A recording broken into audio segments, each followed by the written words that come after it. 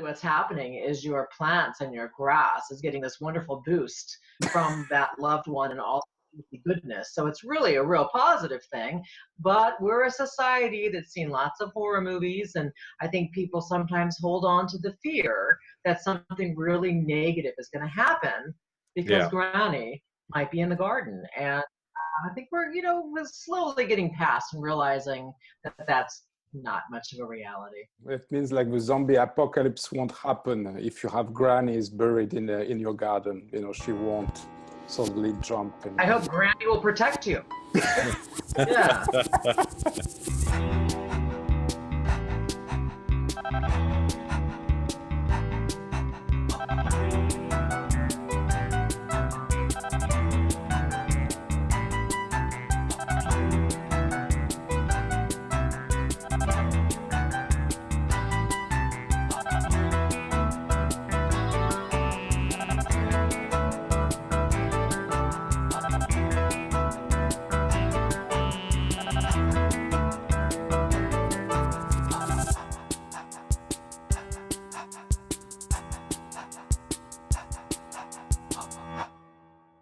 Elizabeth Fournier is the owner and operator of Cornerstone Funeral Services outside of Portland, Oregon, in a tiny town called Boring.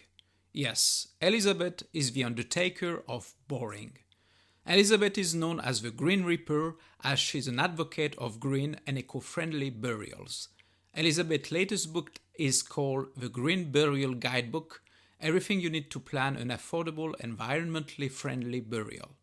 In this episode, we discuss with Elizabeth what a green burial implies, how easy is it to bury a relative in our back gardens, why 77 blind dates couldn't picture Elizabeth being a mortician, and why a green burial is way better than the traditional options.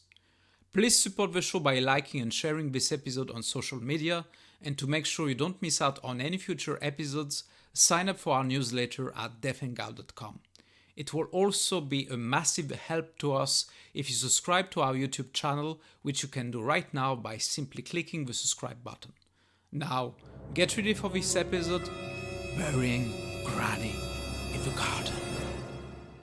I've seen on your website that you've been called the Green Reaper, and that's a strange name to have, like a Green Reaper. I'm not sure how popular you are with this name. So can you tell us more about this name? Yeah, the Green Reaper is positive. It's nature. It's me holding ferns and twigs and going into someone's home and allowing them to have their loved one there and bury them in their yard and take care of what they need. And the Grim Reaper is the guy in the dark outfit that comes and snatches you away at the wrong moment. I'm merely there to, cover you with flowers and be joyful and really pass you on and help you get to the next place.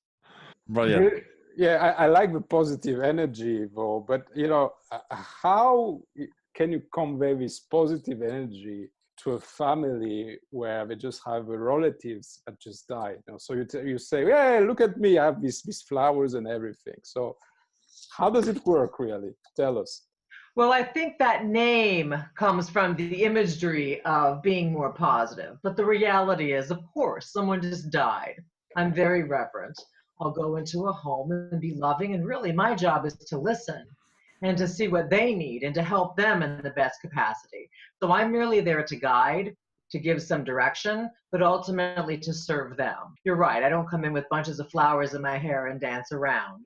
No, I come in and let them know that I'm your funerary person and I'm here to provide and help you, but also we take it quite seriously. You said there about burying in the back garden. Now, I'm just, how literal is that? And are there a lot of problems with the burial of bodies? I would imagine there's a lot of laws around where you can, where you can't. And how do you deal with that? Well, and thank God there's laws, because if not, then we'd be having a lot of problems. People would just be saying, this relationship isn't working for me anymore. And, I know some people garden kind of behind a fence. So we do have definitely lots of rules.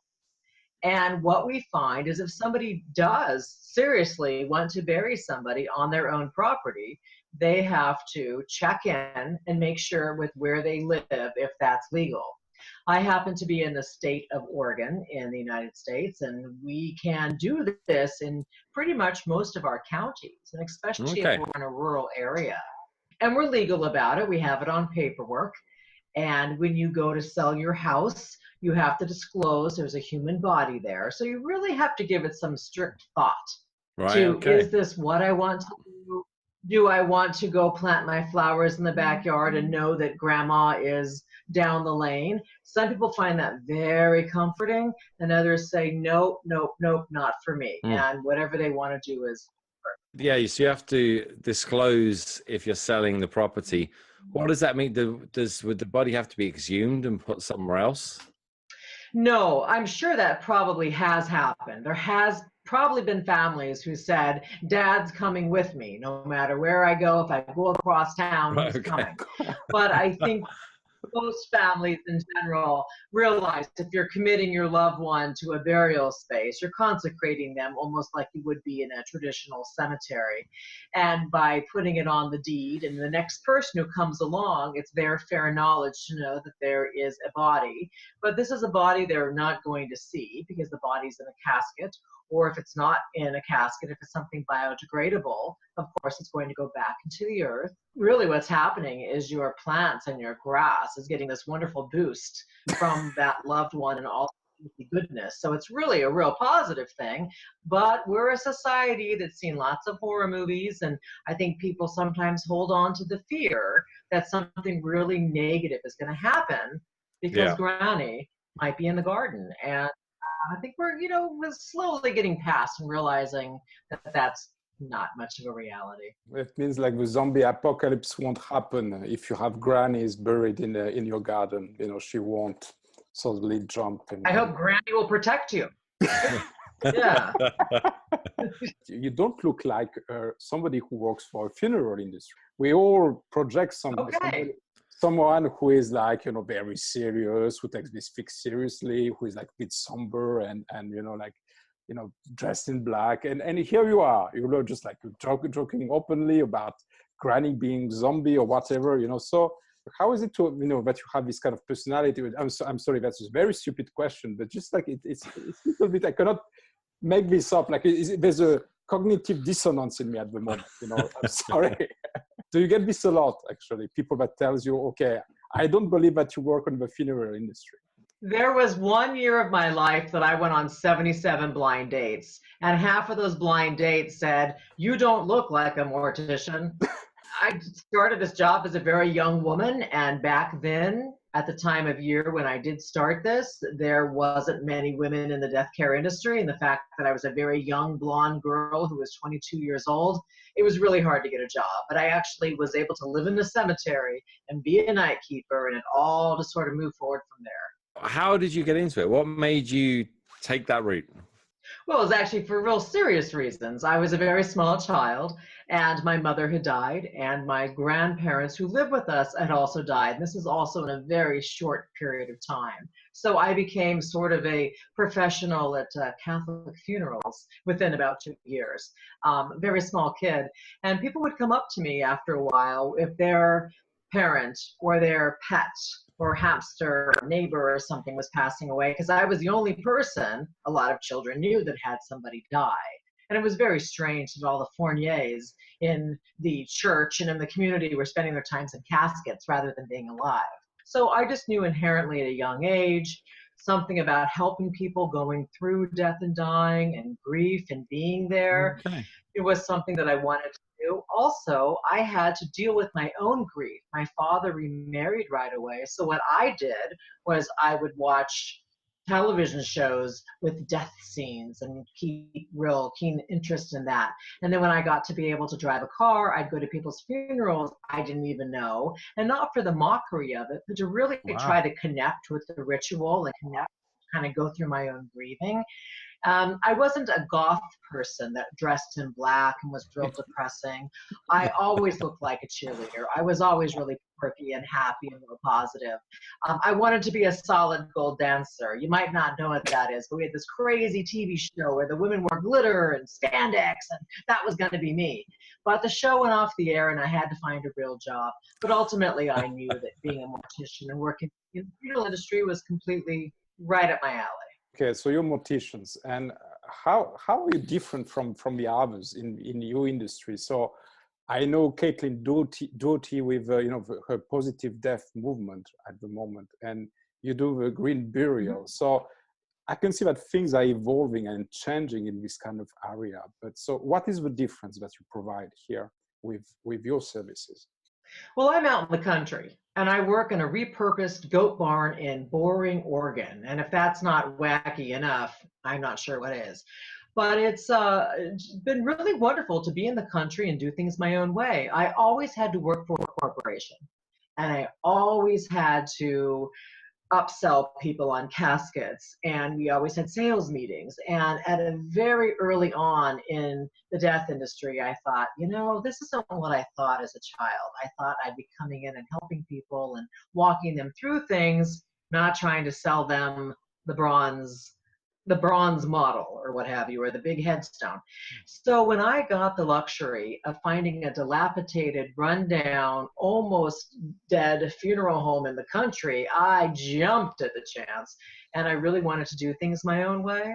How I do it differently is I've been able to keep my prices really low, be a community funeral home, and give the people what they want. And what people have wanted is to say, why do I need to buy a cemetery space if I have my own land in the country? Great question. And legally, you can bury your loved ones there. So I'm known as this person that will keep the prices really low, will go to people's homes and allow them to help keep the body in the home, and then go ahead and have their burial in their garden or in their yard or on their property. And it's worked out really well. It's been not even what I imagined when I knew this was my calling as a small child. I didn't know what shape or form that would take place, but here I am, the Green Reaper. Right. So I mean, so yeah, definitely, because I was trying to picture that. It definitely helps in terms of where you live, and if you like the catchment area that you're looking at, it's wide open. There's lots of land, lots of people own plenty of land around. I'm 20 miles from downtown Portland, Oregon, and that's our major city in the state where I happen to live. But nonetheless, where I am, it's rural and pretty country. And I also have lots of families who live all the way across my state in different pockets who say, can you help me do it here? And so that's been neat. We have other neighboring states that allow some of these things. So it's been really fun. And I get these great emails from people and these great questions all across the world saying, hey, you're that girl who wrote that book, and how do I bathe my loved one at home? Or how do I use the sheet on the bed to sort of make a shroud? How do I do these things? And that's been really fun to meet people all over the place and to help them with some of these tips and tricks that you might not get at your local funeral parlor. You mentioned like the funeral industry tried to sell you the browns, like something which is very expensive.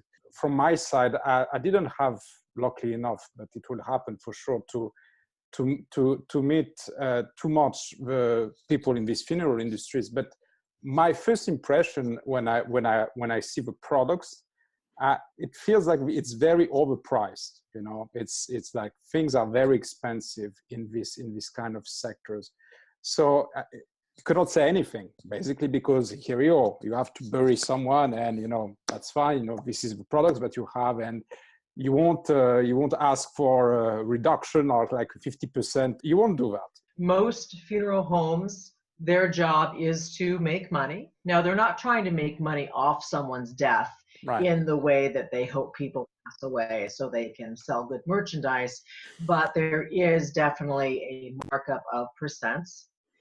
People can shop around funeral homes. You can ask for price lists, and actually a lot of places, if you're not happy with their prices, you can go through the costs and maybe say, how can I do this less expensive? Or you can ask them, can I buy my casket on the internet and bring it into the funeral home? And families don't know they have the right to ask those questions. You can make your own caskets, provide your own transportation in some routes, or merely if you feel that the funeral director isn't working with you, they aren't asking your questions, they aren't allowing you to do what you need to do, You always are welcome to take your business elsewhere. It's just like shopping for a car. People don't always buy the first car right when they walk in. They test drive, they look around. Now, I understand if somebody just passes away, you're not in the mood to take your notepad and go funeral parlor to funeral parlor and take notes. But it's probably always good maybe ahead of time to ask some of these questions. But nonetheless, if you happen to have your loved one at a parlor and you just don't feel right there, you do have that right to move them. It's very important. Mum passed away a few months ago, and we actually did the thing with the notepad, and we went around and we spoke to different ones, and we're so glad we did, because I do think there's an ethical thing in there. The first ones we went to, after going to all the others and finding when we did, I actually thought it was despicable, just how they weren't helpful, even like slagging off the competitors, saying, oh, you don't want to go elsewhere because they do this, and putting them down. And actually it was a full-on sales pitch, which I thought was disgusting for the time, what people are going through at the time and how they're doing it. The funeral director really makes a difference to the experience and how they talk you through it. So it's like, I think it's a very good service when done in the right way. But the same as any industry, there are people out there just looking to make money, which this other crowd most certainly were. Yeah, and I'm sorry for your loss. I know how hard that is. I've lost 2 parents, and that's not a nice feeling whatsoever. And then also for that experience you had, which I hear that unfortunately more than enough. And I think that because I had to work for different entities that, I felt like I wanted to do it one way. I think there's really great people out in the funeral industry, but sometimes they have to work for a business or a parlor that makes them sort of do things they're not comfortable with. So when I got the opportunity to do it my own way, I wanted to honor that, and I've kept my prices the exact same since the doors have been opened 16 years ago. And I really I understand death is expensive and death is hard. And so I'm almost nonprofit. I keep the lights on, but my friends sometimes, things like you're paying to work at your own job. It seems a little silly. What you're saying is it's not a career choice to become a billionaire. Is it what you're saying? To be a funeral director? I don't think anybody gets horribly rich. I think back years ago, people would think, oh, being a funeral director, they see the big funeral house and they see the big fancy cars. And then, of course, you're always wearing a black suit if you're a mortician. And people think, oh, okay, that's a job for me because that reeks of elegance. Yeah, I suppose, if you're working for an inner city parlor and all of those things. But in my case, no. I'm here to provide education. So that's part of the reason of writing a book and then having all of the phone calls and emails that come in that I'm more than happy to answer. I think we all find our own path in the world, and mine isn't laden with gold coins. So tell us about the book then, the Green Burial Guidebook. So I wrote the Green Burial Guidebook recently, and what happened was I was having a lot of funeral directors and a lot of local families call me every time they wanted to know something about natural burial and how to maybe do something without embalming, or how to get a family involved or make a casket. And after a while, some funeral directors and just some other people who would constantly call me for advice said, can you maybe have a website dedicated to this, or can you write a manual, or can you just do something somewhere so we don't have to keep bugging you with this information? And so it really inspired me to move forward. And luckily, a publisher came right away and said, yeah, this sounds like really something that would be fantastic. Can you compile all this? So it was really a labor of love. My father had Alzheimer's and he was dying, and I'd go visit him every single evening, and I'd bring my laptop and I'd type away, and I'd read excerpts to him too. And so for me, it was a book of a labor of love in a sense, because it's what I do, it's what I'm passionate about, but I also knew that my father was not going to be in this world long, and he could be a part of what I'm doing. And half the time, I don't think he even knew what I was reading to him, but just to see his smile, that maybe it was nice and it was encouraging. So really proud of this book, and really fun that families can pick it up and they can find all these ways not only to save the environment, but save that green in their pocketbook too. In terms of as you said, you've had an interest in this since you're really, really quite young. So how's that changed how you live your life in terms of your relationship with death, so to speak? Well, I wear my seatbelt all the time. That's one thing that I've learned is very, very, very important. I tend to not have those weird fights and those things. Growing up, people would tend to have issues with friends and over real silly, petty things. And I think I knew that wasn't a good thing because people do die and people do leave your life. So it's made me a much kinder person. It's also made me understand that everybody has a cross to bear. And you don't always know what someone else is going through because it's a pretty good chance someone in their life could be dying, could have died, all of those things. But the seatbelt, I'm really serious about that, really important. Going back to the book, actually, I was curious about, some, I don't know, practical advices or things. What is the top 3 things that people will ask you and that is important to share? Something I think extremely important is if you're going through the death of a loved one, drink water.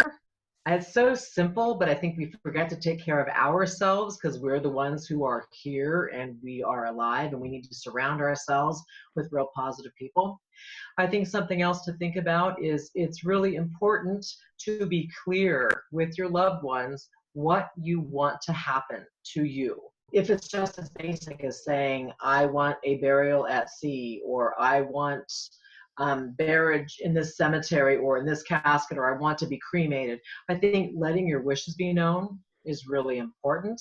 Also, maybe figuring out who is that person who's supposed to be carrying out your wishes. If you are a person who doesn't have the a spouse or a registered domestic partner, or maybe has an adult child, then it's a little bit more up for grabs. And are you going to have a friend involved? Are you going to have a sibling? And get it in writing. I think that's really important. Make your life easier, make their life easier. The rest of it all sort of falls into place. But it should always be mandatory. I think there should be a law that says you have to have all this written down by a certain age. And then if you want to update it, you can do that regularly, because the amount of grief it can cause, or additional grief, just all those little details, figuring out those things, wondering if you're doing the right thing, what they would want, all that kind of stuff. I think it's a very good point. Thank you. There's a checklist in the book that people can go through, and for many things, they can figure out what they want to do moving forward. If they want a ceremony, what that would look like. All of the natural burial cemeteries within North America are listed in the book, so people can see that there's hundreds of choices. It also tells people there's steps in there, how to make your own shroud, how to build your own casket, just all those things to help make your life more economically rich, as well as not taking so many resources from the planet. If you want to take steps, we are very much a do-it-yourself culture. And if you want to be hands-on as little or as not, I think there's some interesting history in there, and there's nothing flippant. It's very reverent, and it's just there for people to learn. We hope you enjoyed this week's episode. Again, please support the show by signing up at deathhangout.com or clicking on the subscribe button on your screen.